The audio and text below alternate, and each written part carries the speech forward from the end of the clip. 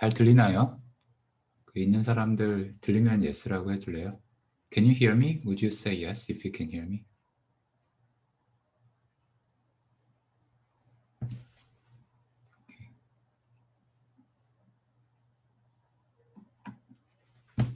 네, 감사합니다. 네, thank you.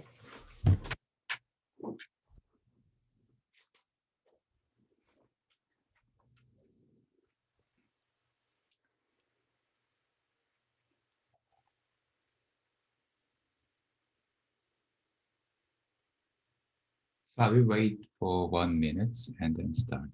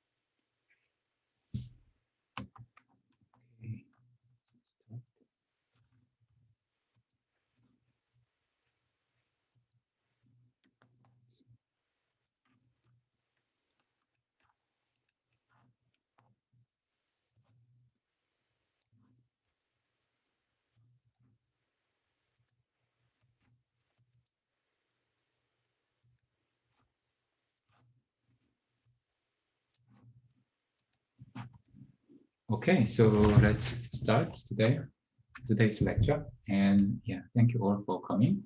And so we are, what we are doing, okay, where we are. So we are in the middle of discussing this new programming language that includes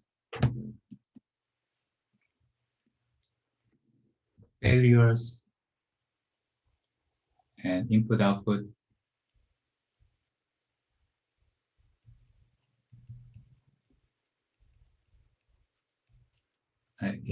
There's a failure and input-output. So that's the language that we are discussing so far. And then the reason that we discuss about these particular features, it's not particularly that these features are very important. I mean, they are very important features, but one thing that I want to convey to you, or I want you to learn from these lectures, is that there are specific mathematical tools that are developed to study failures and input-output. In other words, computation where something interesting happens during the middle of the computation. So input-output, we care about the final value of the program, but also we care about what kind of thing we give to the program, what kind of things are being produced in the middle of the program. So these kind of things happens quite a bit, especially when we study programs with concurrency. So although we are not going to talk about it, the chapters like 6, 7, 8, perhaps, they are about how to extend what you learned in this chapter to study these concurrent features of programming languages. So here's a quick reminder about what we covered last time. So we studied about the syntax of this programming language that supports failure and input-output. And then the syntax, it contains integer expression, and also it's given by abstract grammar, and it also have a Boolean expression.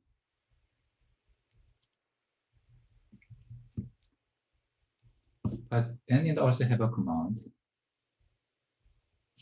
So it's very weird. So fixed.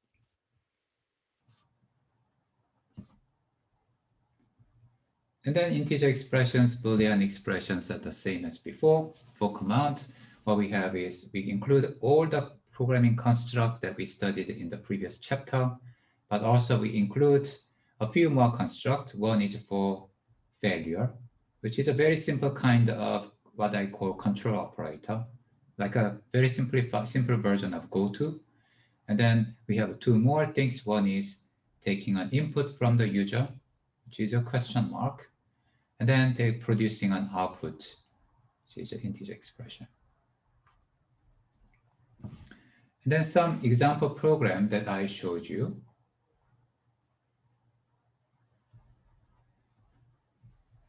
I mean, I gave you some simple program with while, but there are some other easy programs that you can write, which is it takes an input from the user and then it produces an output, which is increment of what user gave us.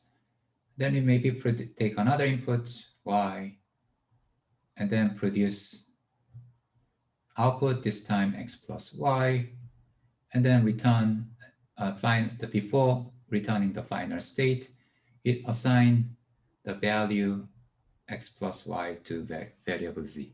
Okay, so this is one simple kind of program in this language that we can write in this language. Okay, so for this language, we can carry out all the things that we did before. We can ask what's going to be the semantics of this language. Also, what is going to be a program logic, like a while logic for this language. We are not going to study while logic for a programming language like this. And in fact, there are quite a bit of work that studies about program logic for a programming language like this. But we will focus quite a bit on the semantics part of this language. So what we're going to study today and possibly a little bit next Monday is going to be the denotational semantics of this language. I mean, we spend quite a bit of time. That's because study the denotational semantics of this language, we need a new concept. We need to learn a little bit more about the denotational semantics.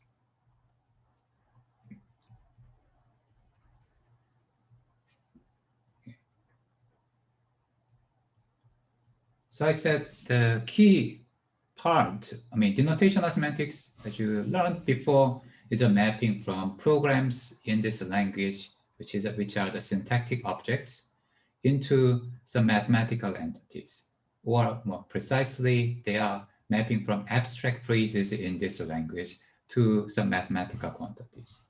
So just like I said before, the most important part of denotational semantics is to specify semantics of command type, Boolean expression type, and integer expression type, which means that what's going to be for integer expression E, I mean, let's just maybe write it this way. So what is it going to be for integer expressions, its interpretation map, and then that actually, in this case, the interpretation map for integer expression doesn't really change. The type doesn't change. So it's going to be mapping from taking the integer expression, and then you produce a mapping from states to the integers. And then for Boolean expression,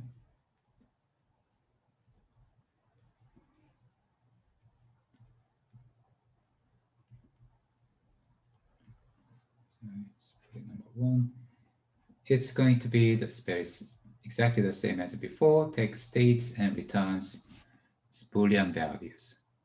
But now the question becomes, what should be the shape or type of this interpretation map for command? So what is it going to be from command to, and then beforehand, it was a mapping from state to state bottom. Okay, so then you may ask, okay, maybe we can just, by using exactly the same interpretation, we can describe what's really going on in this language. It turns out that's not enough. And then you can actually see this very easily. Now think about, so what the problem in this case is that, I mean, so this is, okay, maybe write it this way is better. So what should we come here? So maybe if you think about option 1,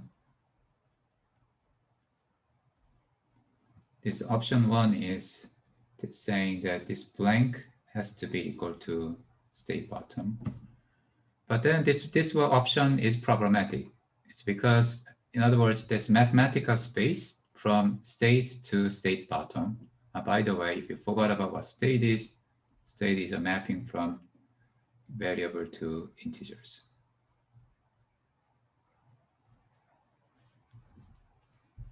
So for this option 1 is not good enough. That's because if you use this domain, our intention is that this is sigma bottom will describe what's going to be the final state of the computation.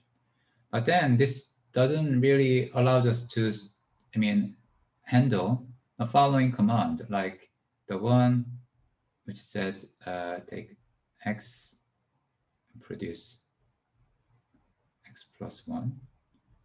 We can't really express a command like this. This one will first, it's gonna produce an output. There is no way to record if you run this command, some output will happen. It can't be expressed just using this sigma bottom. Another problem is it's going to take an input x, okay? Then that input should be provided by the user in addition to the initial state. And this final, if just sigma bottom is not expressive enough to allow us to talk about these input values. So this option is not a feasible option. It doesn't allow us to handle inputs, doesn't allow us to handle output. Also, it has although I don't say very much, it has a problem with failure as well. Okay. So it's not a feasible option. It's no. So then to talk what's going to be an option 2. So here's another possible option. Maybe before going to the alternative option, let's think about what would be the output. Okay, so some informal, although I'm not talking about option 2. So let's think about some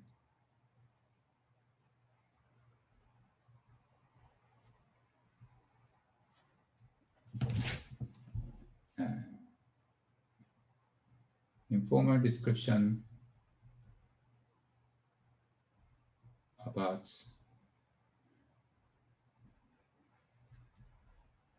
what kind of values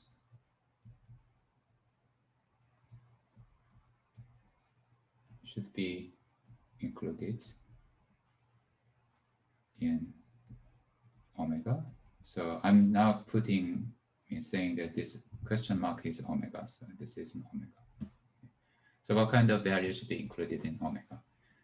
So here's a bit of change of the perspective on the denotational semantics. So this is a little bit different from the one that we use for the simple imperative language. In the simple imperative language, this output domain, element in this output domain was the sigma bottom, which only describe what's going to happen at the end of the computation. It doesn't say anything about what's happening in the middle of the computation. But just like what I explained with this problem with this option 1, if you only focus on what's going to happen at the end of the computation, we can't really give a meaning to this language.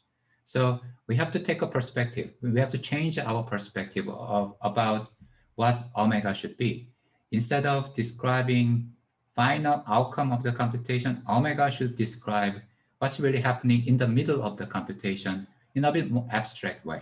So it's not going to describe all the details about what's going to happen in the middle of the computation, but it has to describe a little bit about important intermediate steps that's happening in the middle of the computation. So before actually formally defining what omega is, which requires quite a bit of development in domain theory, I will give you I will try to give a picture about what kind of value exists in omega. Okay, let's try to start with this program. So this program will suppose we are given input state. For this program, if we are given input state sigma, which is an input, it will produce some output, okay, which lives in omega. It's a terminating program. So that's not going to be a bottom, but its output should talk about what's really happening in the middle of the computation. It takes input and then it produces one output. It takes another input, it produces yet another output, and then it terminates. So that's the computation that we want to describe. So then the question becomes, how can we describe such a computation? And then some informal way, we will describe it formally. Informal way to understand this is, you can think of this as a computation graph. So you take an input sigma, and then you produce an output. That output is described by the computation graph. So the first computation graph, in this case, looks like this. It say that it has a nodes. This new node say, I'm going to take an input. So I will mark this node with I in, which means that the first step is an input. But we don't really know which value will be given by the user, right? So the description about possible computation should talk about all the possible inputs that could be given from the user. The input may be 0 by the user. Input may be equal to 1. Input may be equal to 2 or minus 1 and so on. So there are all the possibilities. So this is going to be an infinite tree with infinite branching. And then for each of this case, if you look at the program says the next step is producing an output. So for given 0, and the output is x plus 1. So given if its input is 0, then the program will produce an output. That output is going to be the input plus 1, so it's going to be 1.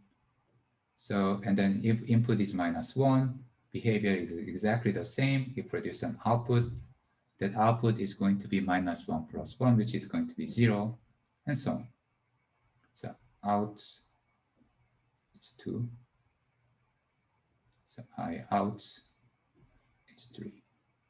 So what's going to be the next step? So next step, I'm only going to focus on this. In this case, next step is again another input. So if you look at program here, there's another, the next step is an input. And then the input is again 0, minus 1, 1, and so on. And then we produce an output. And then the output is x plus y. So the value x is given is here, is stored, x stores the input value from the first input of the user, y stores the second input from the user. So the output in this case is 0. Maybe in this case, I out, input was x is 0, y was 1. So the output in this case is going to be 1. So, and then the final step is we run the assignments, which doesn't involve any interaction with the user. So we are not explicitly denoting what's happening there. And then the final value is going to be stored, the x plus y is going to be stored in Z. So the final thing here is going to be a state. So that I will write it as I term.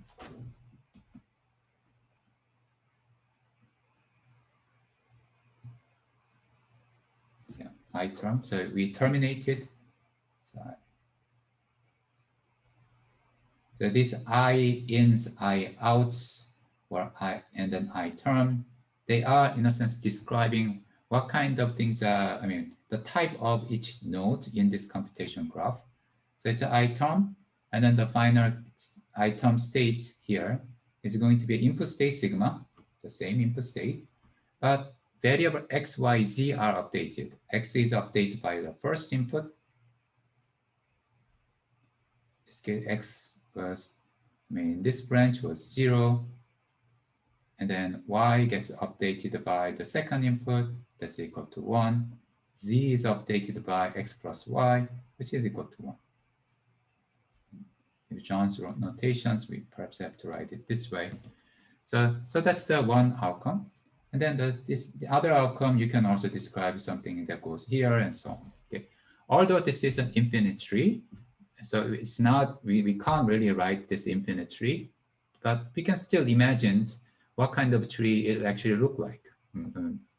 That's because mean, this tree is describing the computation. And also other important bit is that this tree is a bit abstract. It doesn't describe all the details that goes on in the computation. That's because it doesn't say the first input is stored in the variable x, second input is stored in variable y. And also it doesn't say how z is computed. So it describes enough about the interactions in what's really happening in the middle of the computation without really giving full details about what's really going on. Okay. I mean, all the details about all the intermediate steps.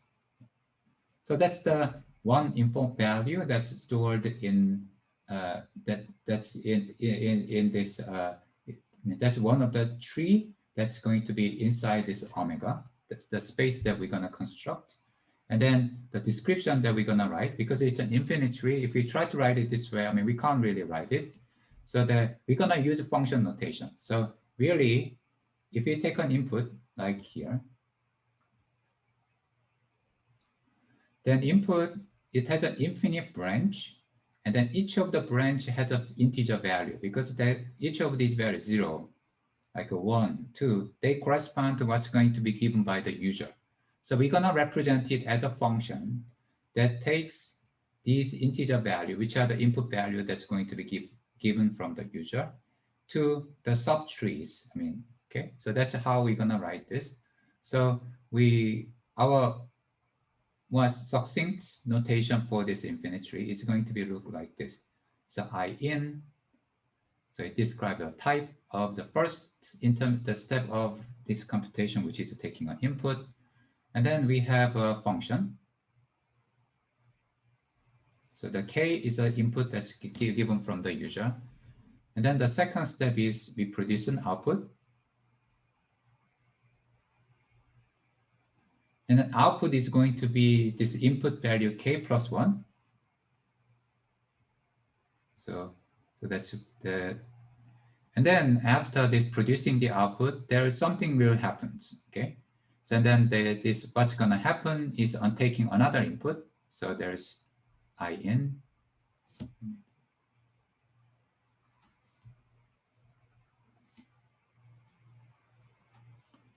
We take I in. And then if we take another input, say k prime, and then we produce what after taking this input, we produce an output, which is a k out. And then the k out is going to be this two, I mean, what we produce as an output is the addition of two inputs. So it's going to be ak and k plus. And then finally, we return the states. We terminate with the states sigma. Gonna write it appropriate sigma here. So we have a parenthesis for this, and then I mean this parenthesis, and this parenthesis, and two other parentheses. Okay. But now what's going to come here? What's going to come here is sigma, where this x stores the first input, y stores the second input, z stores addition of these two inputs. Okay. So that's how we're gonna express this tree. So you can visual, although maybe for a first go it may be a bit difficult, but what I wrote on the right hand side and what I written on the left hand side, they express exactly the same thing. That they are talking about computation trees. That it becomes a tree because we have no idea at this stage what kind of value your user is going to give. So on the left hand side, that user's value is represented as infinite branching. On the right hand side, that's represented as a function. And then the right hand side is much more succinct. So that's what we're going to use. Okay, so the omega should contain something like this. So as you can see, this type of trees, I mean, if you look at this type of trees, are really describing what's really happening during the computation in a bit abstract way, without really giving you all the details. Okay. Also, there's one more things I want to tell you before talking about defining this formally. And Now, I said, in the domain theory, one important thing that we have to do is to describe an order that, between elements in the domain or all elements in the pre-domain. Okay. So that means we have to define an order for this, the expression that's going on the right-hand side. Although I'm expressing it as an expression, I will define what it means mathematically, more precise, give a more precise mathematical definition soon. Also, we have to define an order for these trees. That they are the same thing. They either define the order on the right-hand side, that's exactly defining order on the left-hand side, which is trees. So what that order should be, okay? So that's, and we're gonna define this order using some sophisticated domain theory construction. But before actually giving you this formal definition, I want to convey some intuitions about what this order tried to capture. Okay? What this order tried to capture in this domain omega, we're gonna contain one element which is called bottom. Okay, bottom means represents non-terminations. Before we said we do it because non-termination means it doesn't produce anything. So bottom means absence of any information at all yet. Okay. If time goes on, we may get some information, so bottom may change into either integer value, state, or something else. Okay. So bottom is included in omega. Now in this domain, we're gonna define an order. So the typical element in this domain is going to be a tree. Okay, so maybe infinitely branching part, and then maybe at some point it has a termination. Term. Or this in this tree, one possibility that can happen in one branch that goes like this. That means certain input, outputs, and then we go to take another input. And then one possible outcome is going to be a bottom. Okay, so maybe just give a concrete example. So one tree is take a 1, 0, I input 1, 2, so on. And then maybe if it's 0 and 1, it terminates with the term input state in most of the time. But if it's a positive value, it will doesn't return anything. Okay, so we put bottom there. So this is also one element in omega. But what does this mean? This means that if the value is either 1, like a 0, like a -1, and so on, that this tree describes a completed computation. It's gonna finish with the terminations. So if input is 0, the program will terminate without doing anything for the input. -1, again terminate without doing anything for the input. For bottom, it means that we don't know it yet. Okay, this absence of information may continue forever, which means that if input is 1, program may go to the infinite loop. But that's not the only possible interpretation of this bottom. This bottom means in this semantic domain, input is 1. This we don't know anything. Okay, so that's what bottom actually means.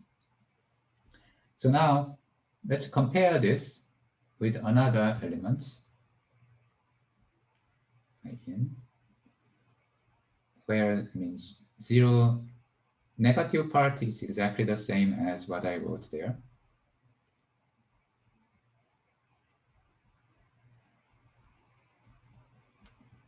But for positive part, from 2, it's again bottom.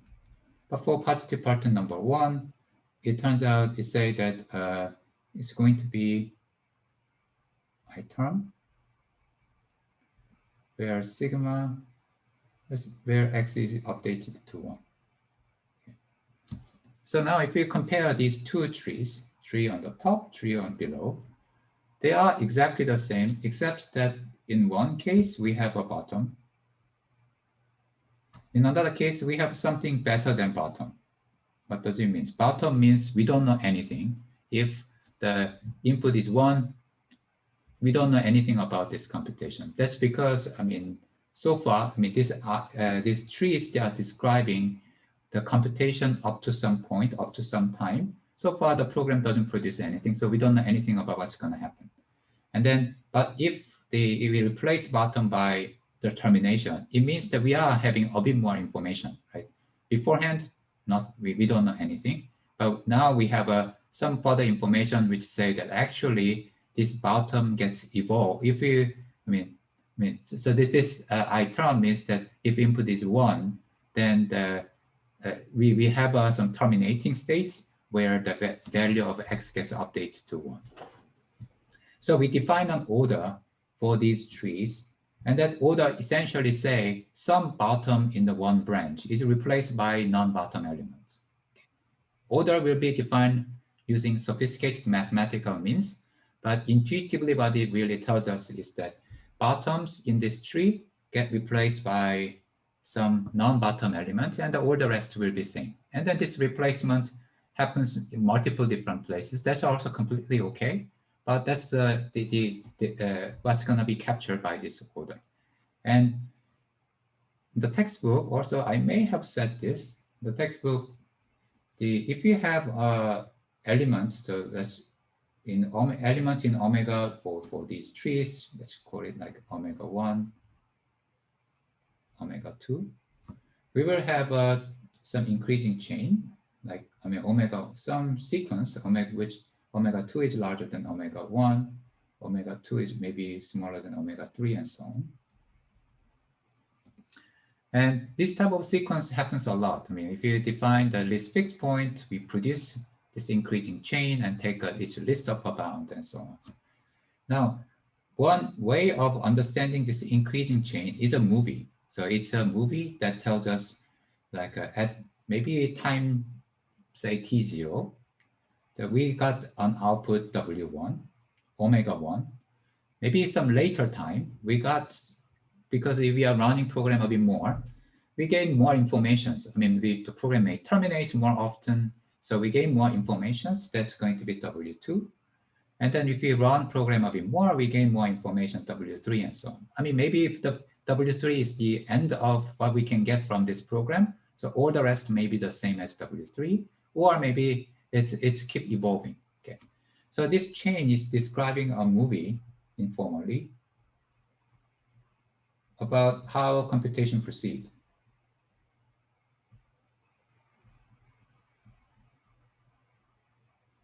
If you take this perspective and then say that omega 1 is this tree that's written above, omega 2 is a tree that's written below, and the first step, or the first two scenes of the movie, tells us that actually computation proceeds by first, it's talk about all what's gonna be we get for the input value from 0, -1, and so on. And then after this one step in this chain, the next step of the movie say that actually now we also knows what's going to happen when input is given the value 1. Okay.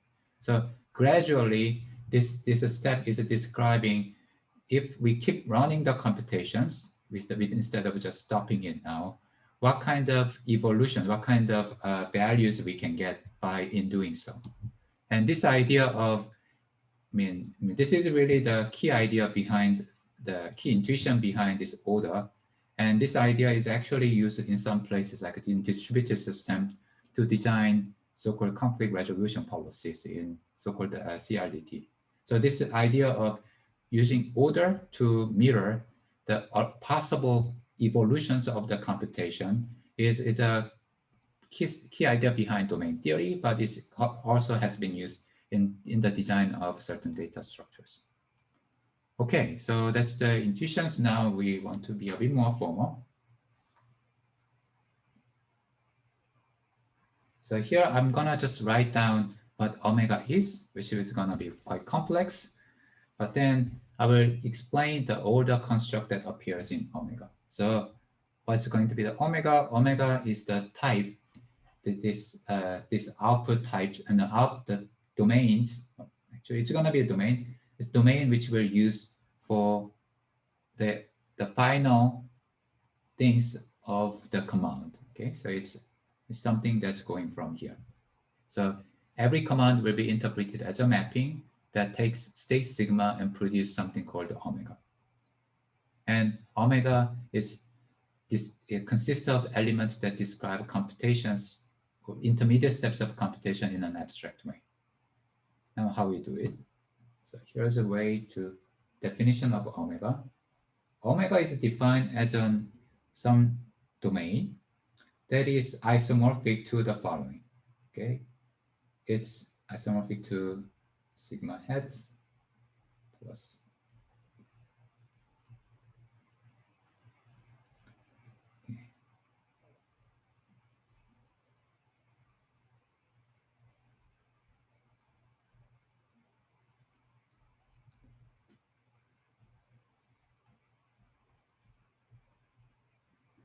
sigma heads.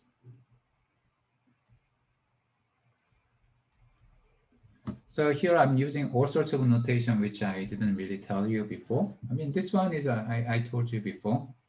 I mean, if you have a Z subset, but you can view this as a pre-domain, then Z arrow omega is a space of continuous functions. Well, because Z is discretely ordered, this is just set of all the functions from Z to omega, and that's going to be a pre-domain. Okay. And then this all these things like a cross products plus, and then this multiplication symbol, they are operators that takes pre-domains and produce a new pre-domain. And sigma head is again, it takes two pre-domain, which is just a set of states, and then add them together. Okay. So I'm gonna tell you what all these things that appears in this symbol means, but I will first give you some intuitions about, I mean, these symbols, and then give a precise definition about them. So what's going to be the intuitions? The first intuition is coming from this strange symbol. It means isomorphism.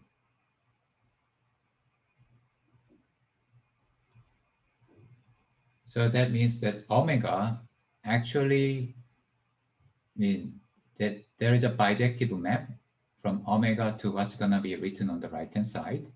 Because everything is in the domain theory, it's going to be preserved the order and so on. Okay, but so omega is essentially the same as what's written on the right-hand side. It's like a fixed point. I mean, I'm saying it's fixed point. That's because omega is defined. I mean, looks the same as what's going written on the right-hand side. On the right-hand side, we are using omega again. So it's a fixed point. So omega looks like what's written on the right-hand side, and then plus.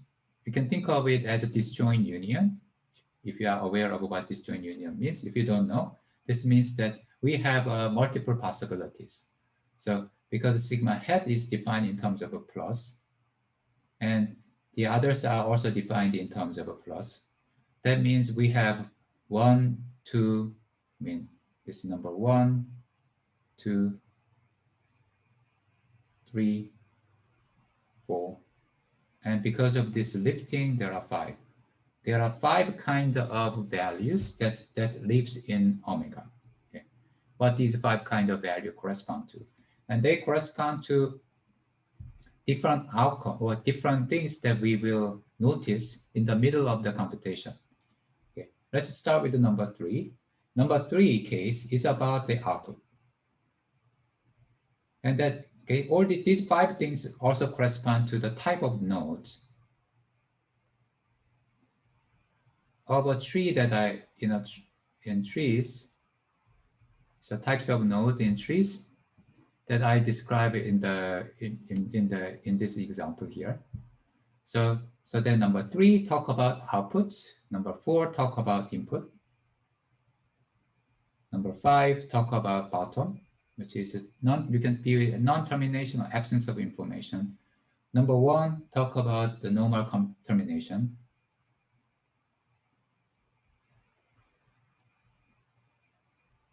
Number 2 talk about abnormal termination. So although I didn't explain anything about it yet, but this equations tells us, well, this isomorphism tells us that we're gonna use some pre-domain that's I mean, where every elements can be grouped into 5 different kinds, categorized into 5 different kinds. The first kinds, which is number 1 that I wrote here, they are designed, their main purpose is to describe normally terminating computation. Number 2, their purpose is to describe abnormally terminating computation via failure. Number 3, their purpose to describe computation with output. Number 4 are for the computation to describe the input. And perhaps you can kind of see that when I wrote the trees in terms of function notations, so if you notation here, for the output, we describe what kind of value is going to be put as an output, but also we say that after this output, what should happen? So that's what's described here. Input is the same. We say that what kind of, by using functions, we say which value will be given as an input. Here. Value given as an input. And at the same time, we also said what's going to happen after we are given this input. So this definition, it really mirrors what that situation. So we said that for output, this Z cross omega means we have a pair. The first component of a pair is integer. Second component pair is element in omega again.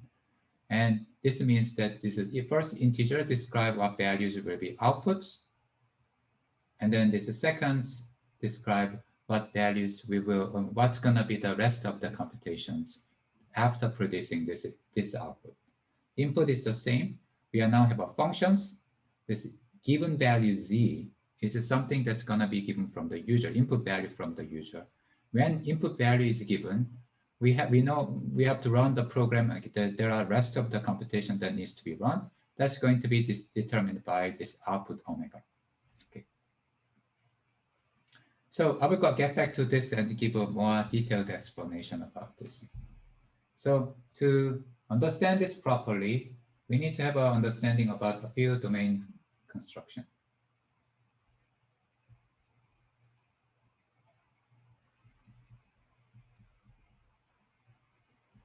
So predomains. So in particular, we're gonna consider so-called the sum, plus, and multiplication. So sum and product. Sometimes sum is called co-products. This cross is called product. Okay, so how they are defined. So now assume to give a definition of this sum type. So these sum and the cross, they are operators on predomains. So they take predomain and produce a predomain.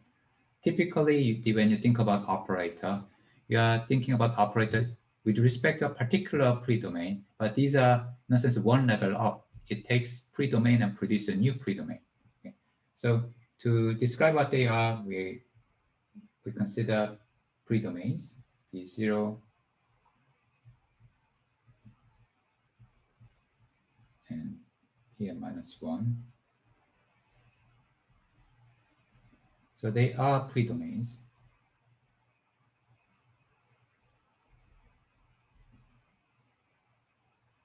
And then this plus is written as P0 plus P1. Can be written as like this, or you can write it as summation I is equal to 0 and -1 pi.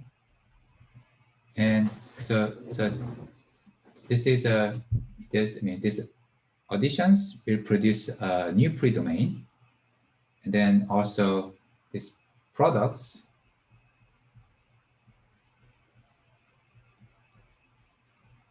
will produce a new predomain. I didn't prove they are actually producing a new predomain, so I'm going to define what they are.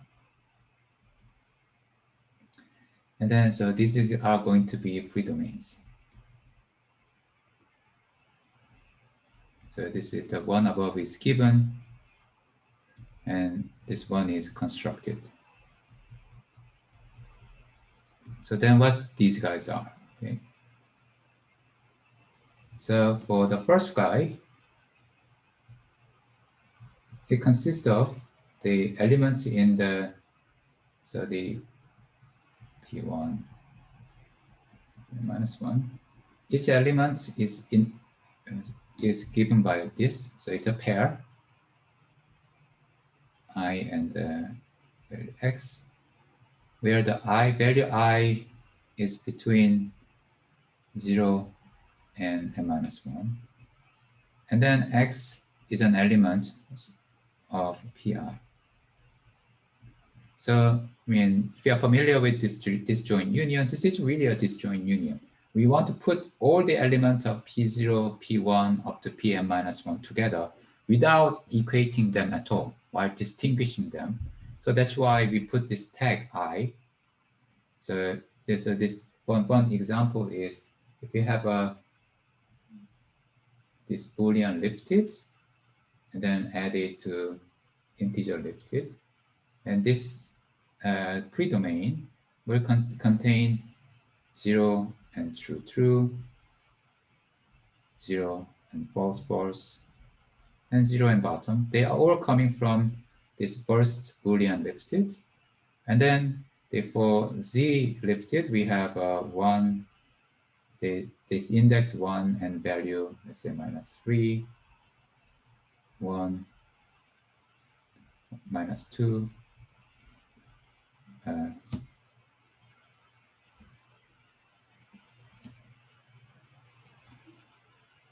so 1, minus 1, and so on.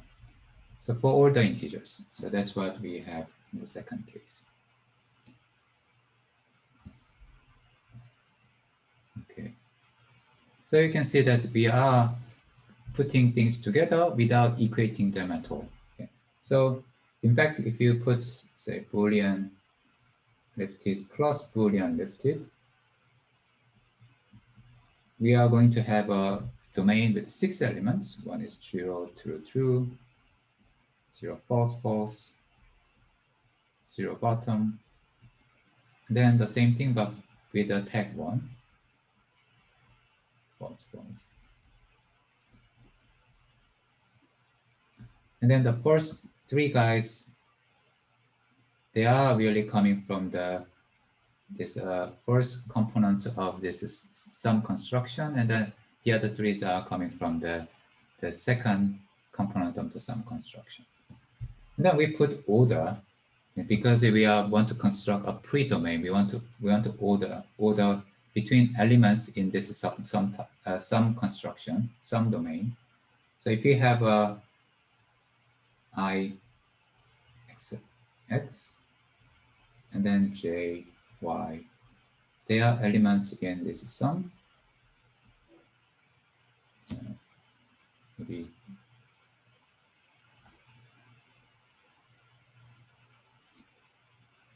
using I is perhaps not a very good idea. Minus 1 and pk. So if you take 2 elements and we say that I x smaller than equal to jy, if and only if the I is same as j and x is less than y according to the order of the ith component. So what does this mean in picture? So if you have if I draw the P0, P1, P2, and so on as, strictly speaking, it's something called Hassel Diagram, I mean, from the smallest to the largest. I mean, this is something called P0. This is something from P1. And then if you add this, take a sum type, we just put these 2 things together without making any order between P0 and P1. So that's just putting them together without any relationship. That is what's happening in this sum type, okay? In the sum construction. For products, P0 times Pn minus 1 it consists of tuples x0, x1, xn minus 1, where each component of the tuples coming from Pi.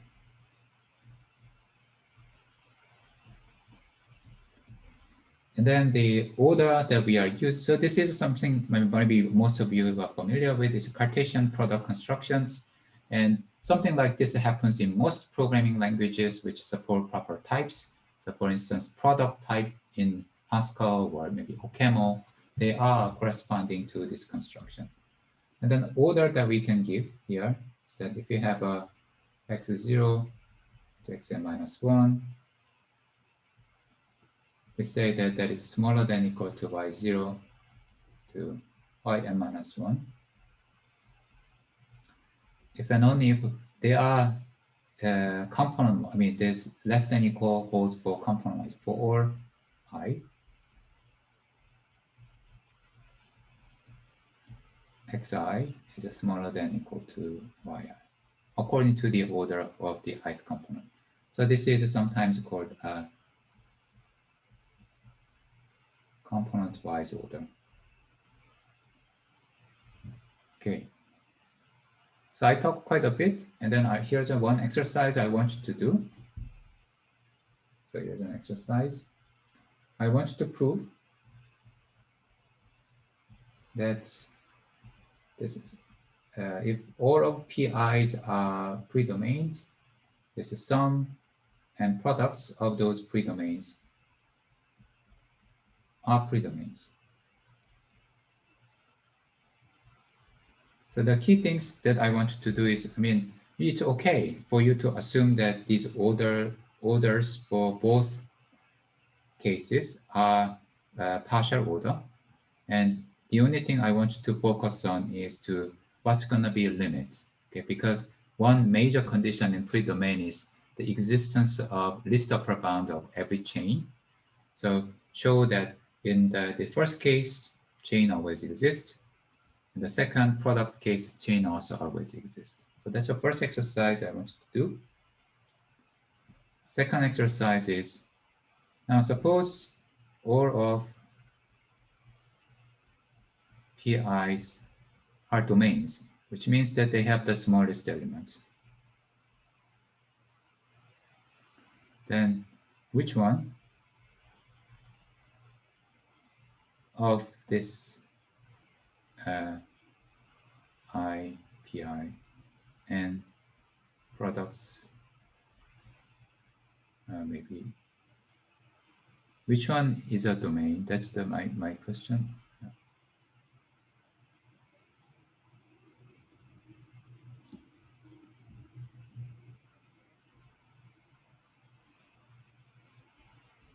So actually, I mean, it sounds like, I mean, I'm just pointing out only one of them is a domain. Maybe that both of them are domain. So try to identify whether this sum is a domain or the product is a domain. In other words, whether sum has the smallest element or product has the smallest element.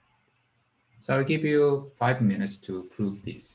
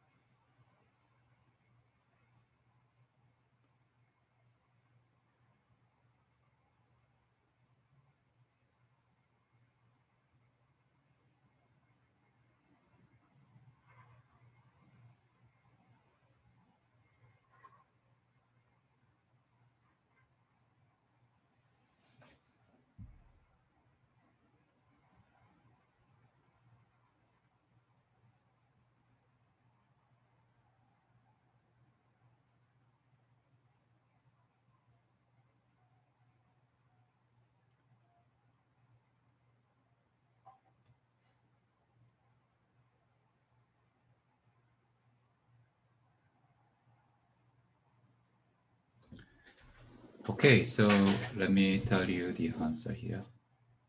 So for first question, there are predomains. But then let's start with this product case. If we have a chain in this case, so the chain is going to be T0.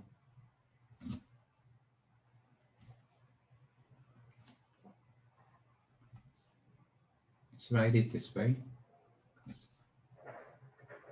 T0, T1. So I use T for tuple, T2, and so on. So if you have a chain in the PI, so you have to show what I'm going to tell you is actually the list upper bound of this chain. But before actually showing this, one thing you have to do is to come up with what this list upper bound of this chain actually look like. So that's what I'm going to tell you here. So if we have a chain like this, so that means that if the T0 has a multiple component, which is x0, 0, x1, 0, and so on, x and minus 1 and 0. And then for Tn,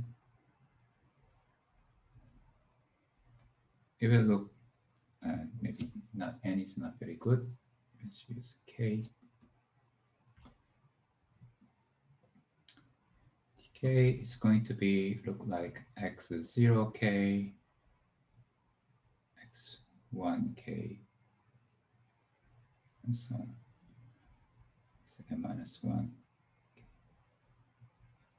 So then because the order is defined component-wise, if we have a chain, if we just take the first element, x0, 0, x mean the 1, 0, x, k0, and so on, that will form a chain. Like, then if you go something like this, they form a chain. Also for x1 part, if you just take the x1 part, they will form a chain in domain P1. x2 components, they will form a chain in domain P2 and so on. So what can we do? We can just take, because each of these PIs is a predomain, we can, for whenever we have a chain, there is a list upper bound. So we can use this list upper bound of chain in each of these PIs to construct list upper bound this particular chain in this product space, so that this list upper bound actually look like Tn and Tk.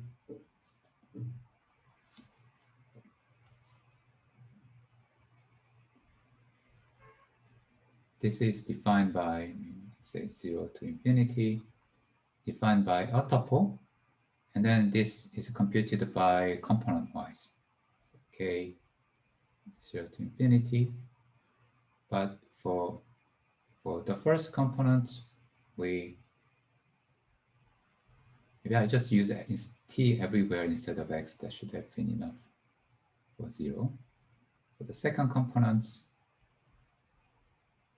infinity, x, k, 1, so on. Infinity, xk, and minus 1. And each of these list upper bound exists because PIs are all predomains. So that's how, and then showing that this is actually a list upper bound. It's not difficult, and you can, if you show this, then you can prove this product space is actually a predomain. For the sum, the proof is again not very difficult, but this case is a bit different. So if you have a sum, so let's call it as maybe S0, a chain in the S1, so on, in this is some space. If it's a chain, then there is some special property because this order is defined only for elements from the same components. Different components are not related, like as I showed you here. So if we have a chain, then there exists index I minus 1 and a chain x0 in I, xk in pi, such that each of this sk is actually the chain in the ith component, I and xk. So what does this say? I mean, if you have a chain in the sum space, the chain has to live in one of the component space. Okay. So this is always true. You can prove this easily. And if this is because of this, then what we can do is that to compute the list of bounds, okay, what we can do is we just take a list of, exploit the list of bound in the pith component.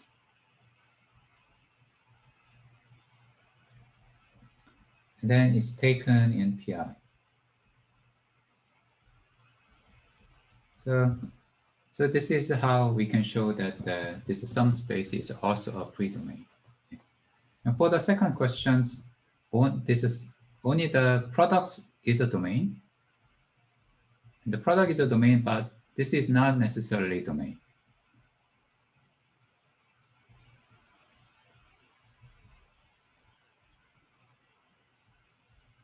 And you can kind of understand why sum is not necessarily domain for the second question. That's because if you look at this picture, I mean, this to be a domain, there has to be a smallest elements.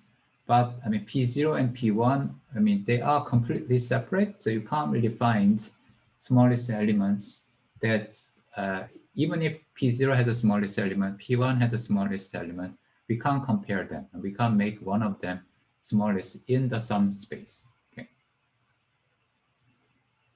Okay, but for the products, the smallest element is given by tuple that contains bottom elements for the first component, bottom element for n-1 component. So if you just construct a tuple with the smallest element, that's going to be the least element. And although, I mean, I'm not going to say this, I mean, this is has some profound implications when we try to give an interpretation of so-called call-by-value programming language using domains and predomains. So there are some issues that arises because of this type of phenomenon. Okay, so I hope you have some idea about what sum and product construction actually look like. Then there are a few operators that I want to define. So maybe covering some products today is going to be good enough. So when we study about the constructions for predomains, we have to think about three things. One is how to construct elements, so in a sense, constructors. And then we also have to think about destructors. And then we have to think about lifting to continuous functions.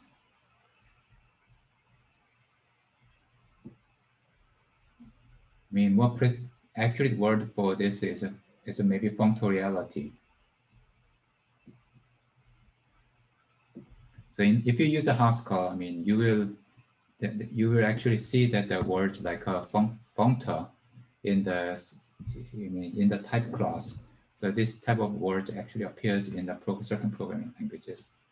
So constructor means now we define two types like PI and product type, sum domain and product domain. Constructor means a way to construct some values from somewhere to this sum space and product space. Okay, so it's a mapping that goes somewhere to inside this sum and product. Destructor means that there are some canonical way of producing some value out of this sum and product. So constructor correspond to this, destructor correspond to taking some value out of this. And then in a sense, these canonical constructor and destructors, they form inverses. Okay. And these inverse relationship correspond to so-called beta and eta rules in programming languages. But they play quite important role. And in the textbook, John talk about in the source pairing. I think so he talked about source pairing. That's going to be this destructor. And source toppling.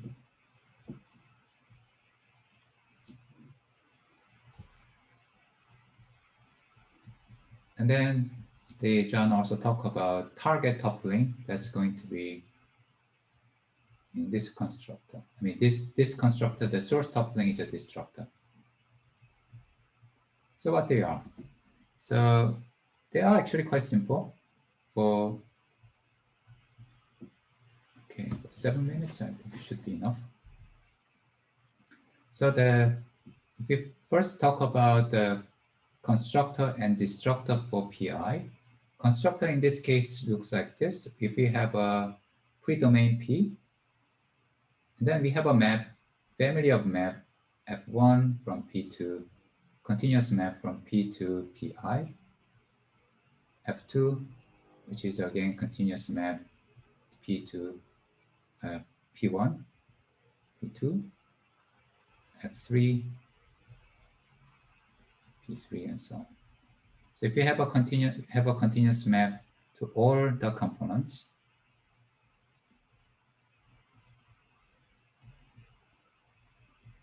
and then this so-called target toppling is a constructor that in the textbook it's written as like this.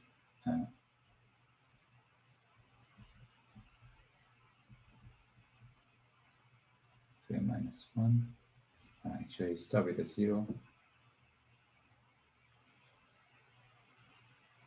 1.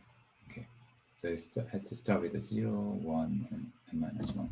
But with more common notation is like this one: 0, F1, F-1. And this is a mapping that goes from P to this products, PI, equal to 0 to -1. And it's a continuous map. You can prove this. If every PI, FI are continuous, this is a continuous map. And it's defined like this: 0, 1, F-1. We plug in the value X, this lives in P. And that is just a tuple, F0x, F1x, and then Fn-1x. So with the mapping, because the mapping we get is a mapping from P to something, some space that we are constructing, this is called constructor. And then for destructor, for the product case, is like this. It's written as a projection function. So it's a pi I. It's a continuous map from 0 to n-1 pi, and we use k.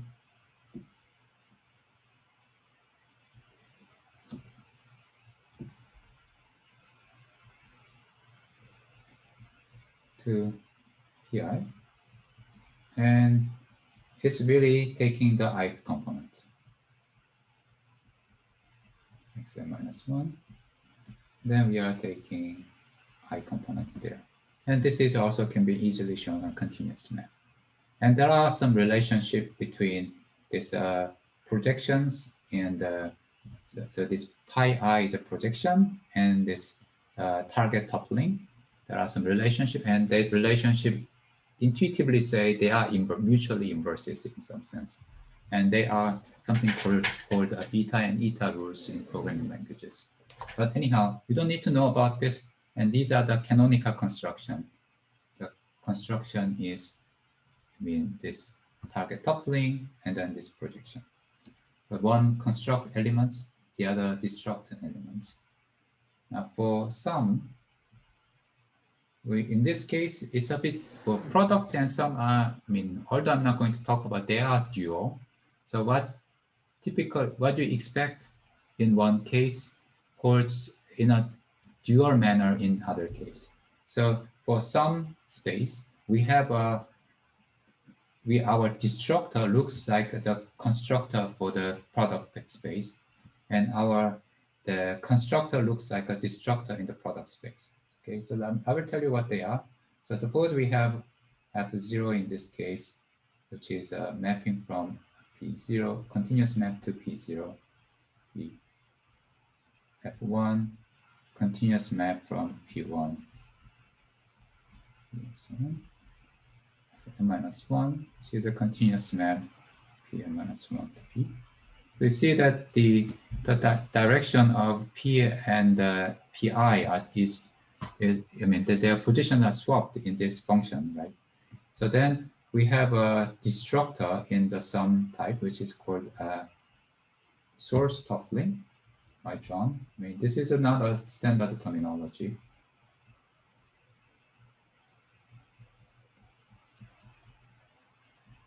And it's written by John like this.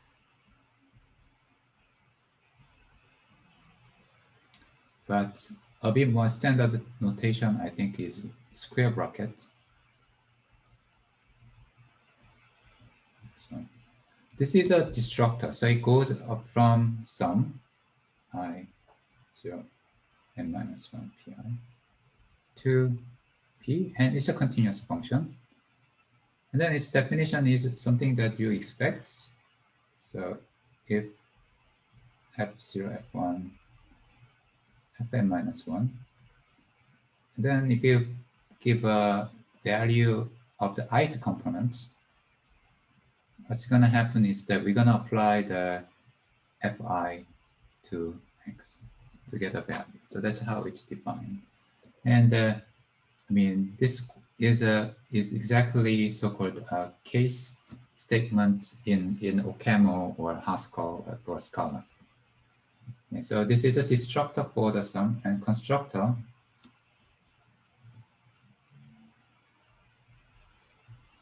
and is defined by the injections. So we have for all I, we have a injection I.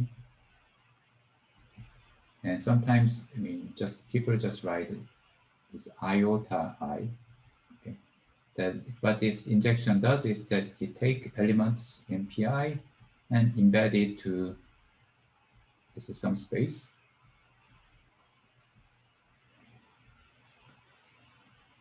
And then the definition is, it's not very difficult. If we take an X, you just put a tag there. And put an X there. So this is the constructor part. So you can see that for products and sum, in the product case, in some sense, the constructor is more complex. And in the sum space case, the destructor is a bit more complex. And then in products, destructor, which is projection, is really simple. And in the sum case, the constructor is really simple. That's because of the duality between these two. Now, give me 1 minute and I'll finish. Then the final bit is that I said, if we did this have a functoriality. So then the functoriality means if you have a map F0 that goes from P0 and the Q0, the continuous map F1, P1 to Q1, and so on. Fn-1, Pn-1 to Qn-1. So then what we want is that we want to lift these maps so that they can work on sum space as well as product space. So here, what people use is this notation. Sometimes people just write it like this. That's a mapping from products of all the sources to products of all the target. And it's defined essentially component-wise map. If you have something like this, we give a pair 0, xn minus 1. So then what we do is that we just apply f0 to x0 and fn minus 1 to xn minus 1. This is another, you can see that although we talk only about how to construct space, this allows us to talk about lifting the map between the spaces. And then the last bit, sorry about overtime, and I'll finish after talking about this. It's also written like this. That goes from sum pi to sum qi. And then it's defined as you expect. If you have a ith components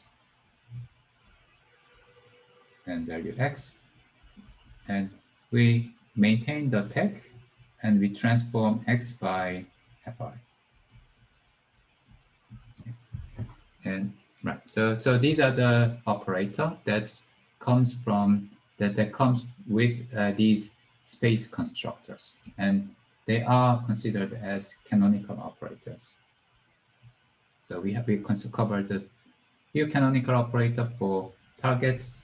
We talk about this target toppling, projection, and then for also source toppling, and then injection, and finally this component-wise product is lifting of functions, and also similar functorial lifting of functions for some space. Okay, so that's it for today, and I'll be here about 5 more minutes, and I hope all of you have a nice week, and see you all next Monday.